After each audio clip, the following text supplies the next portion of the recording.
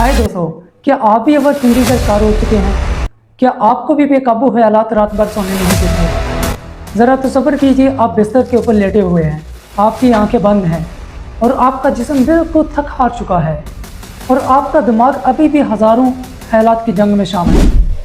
अगर ये वाकई सब कुछ आपके साथ हो रहा है तो ये वीडियो आज की आपके लिए।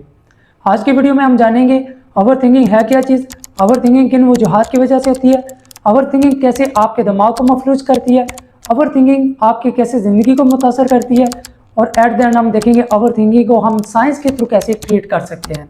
जुड़े रहिए वीडियो के आखिर तक। हाय दोस्तों, ओवर थिंकिंग क्या है?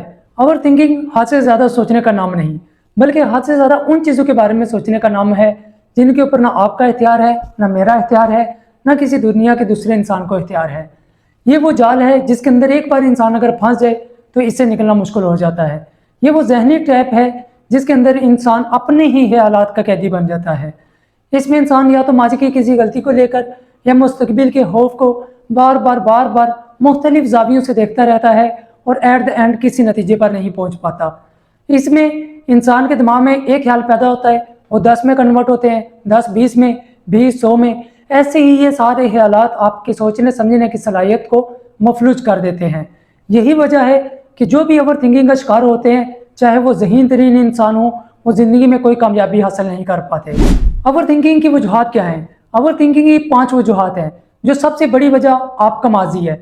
अगर आपको माजी में किसी दुख, दर्द, परेशानी या किसी ऐसे हादसे का शिकार होना पड़ा जिसका आपने तसव्वुर तक नहीं किया था, तो ऐसे हादसात आपके सोचने समझने की सलाहियत को बिल्कुल बदल देते हैं, जिसकी वजह से आपका दिमाग ज़्यादा मुतहरक हो जाता है और वो आने वाली सूरत हाल का हद से ज़्यादा जायज़ा लेना शुरू कर देता है ताकि अपने आप को और आपको महफूज रख सके।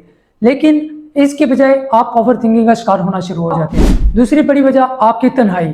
समटाइम ये होता है कि आप चाहते हैं अपने जज्बात, अपने एहसासात, अपने नज़रियात, अपने आइडियाज़ आप माँ बाप, बहन भाई या किसी दोस्त अहबाब को बताएं। जब ये सारे लोग आपकी ज़िंदगी में नहीं होते, आप बिल्कुल तन्हा होते हैं, तो ये सारे एहसासात आपके अंदर दफन हो जाते हैं और फिर किसी न किसी सूरत में, किसी न किसी रंग में आपकी शख्सियत से ये रोनुमा होना शुरू हो जाते हैं, जिसकी वजह से आप ओवर थिंकिंग का शिकार हो जाते हैं। तीसरी बड़ी वजह आपका मुस्तकबिल के बारे में ज़्यादा सोचना। मेरे साथ ये ना हो जाए, मेरे साथ कोई हादसा ना हो जाए, काम ना हो जाऊँ, ये सारी चीज़ें आपको ओवर थिंकिंग की तरफ लेकर जाती हैं। चौथी बड़ी वजह परफेक्शनिज्म। परफेक्शनिज्म मीन्स कि जब आप ये चाहते हैं कि आप हर काम में परफेक्ट दिखें, आप जो भी काम करें वो 100% परफेक्ट हो और लोग उसके ऊपर तनकीद ना कर सकें, तो जब आप इस तरह की सोच का शिकार होते हैं तो आप कोई भी काम का इनिशिएटिव लेने से पहले उसके बारे में हज़ारों बार सोचते हैं और जब आप हज़ारों बार सोचेंगे तो आप ऑटोमेटिकली ओवर थिंकिंग की तरफ रवां हो जाएंगे। और पांचवी बड़ी वजह आप अपनी कामयाबियों को दूसरों से कमतर समझना, सोशल मीडिया का हद से ज़्यादा इस्तेमाल करना, अपनी नींद, अपनी स्लीप साइकिल को खराब करना, ये वो सारी चीज़ें हैं जो आपको ओवर थिंकिंग की तरफ लेकर जाती हैं। ओवर थिंकिंग के नुकसानात। ओवर थिंकिंग के 3 कैटेगरी में नुकसानात होते हैं, आपके दिमाग के ऊपर, आपकी ओवरऑल बॉडी के ऊपर और आपकी शख्सियत के ऊपर।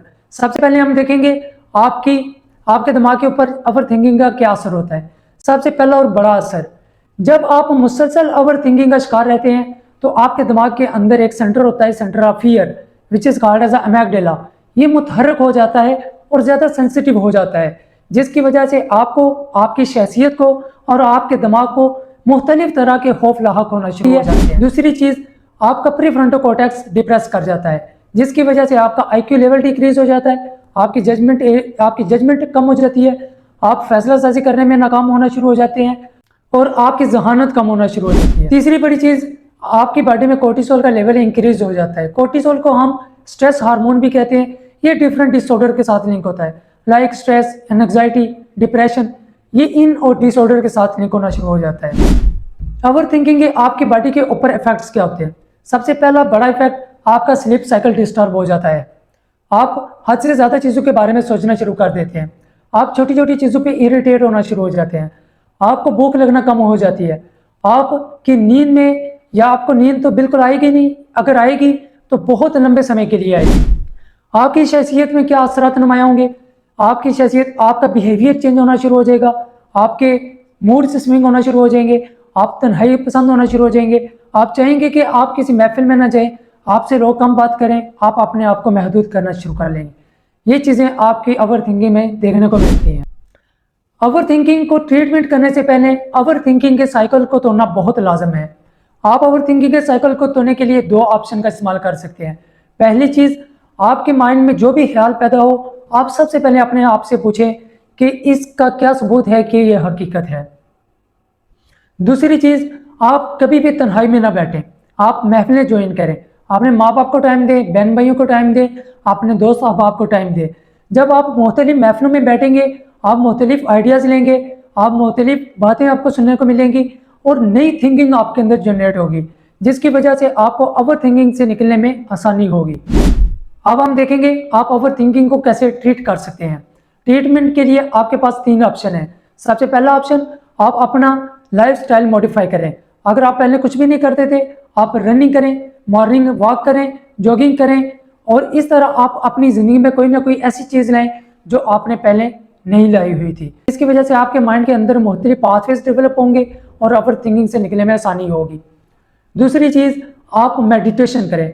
आप रोज़ाना किसी पीसफुल जगह पे बैठ के अपने आप को 10 से 15 मिनट दें और आप अपने आप को ये टास्क दें, आपने सिर्फ इसके बारे में सोचना है, इसके बगैर आपने कोई चीज़ नहीं सोचनी। जब आप मुसलसल ये काम करेंगे तो आप देखेंगे आहिस्ता आहिस्ता आपका फोकस इंक्रीज होगा और आपको ओवर थिंकिंग से निकलने में आसानी होगी। तीसरी इंपॉर्टेंट चीज़, CBT।